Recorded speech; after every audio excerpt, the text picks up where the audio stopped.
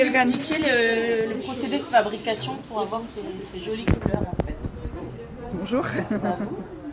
Alors, pour fabriquer une couleur, on va dire que c'est un petit peu comme on cuisine, ça dépend des ingrédients. Donc on a un liant, ça pourrait être de l'œuf ou du lait en cuisine. On a les matières colorées. On a une charge, donc c'est un carbonate qui pourrait être assimilé à de la farine pour donner de la consistance à la pâte. Et on a des petits additifs tels que nous en aquarelle du miel qui va donner de la brillance et qui va servir d'antibactérien. Et des petits gels qui vont pouvoir garder tout le monde en accord et qu'on n'ait pas de déphasage. Donc ensuite, une fois qu'on a fait la pesée dans un ordre précis, on va mélanger comme en cuisine. Donc c'est ce qu'on appelle chez nous l'empâtage. Pour avoir une pâte. Voilà, tout à fait. Donc on va mélanger les ingrédients dans un ordre précis pour avoir une pâte.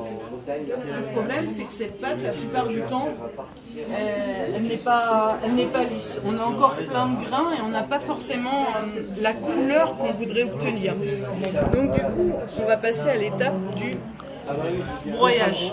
Pour la rendre lisse. Voilà, pour la rendre lisse. Donc c'est une machine qui va broyer la pâte, qui va éclater les grains, donc on va pouvoir obtenir la couleur, on va pouvoir obtenir la consistance et finalement une pâte lisse sans grains.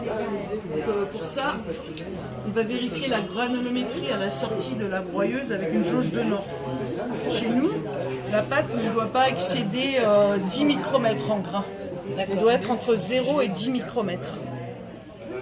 Et une fois que cette pâte est prête, elle va passer en tube.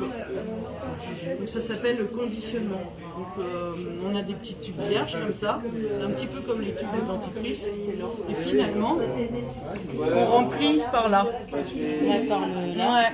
Ah donc le ouais, c'est déjà C'est déjà fermé. Ah, excellent. C'est un petit peu comme les tubes de dentifrice. Ah, et après, il faut le refermer pour Et faire... après, finalement, il y a une pince dans la machine qui va faire des plis. Et c'est ça qui va faire la fermeture. C'est un tube alu. Génial. Et là, on a notre tube fini.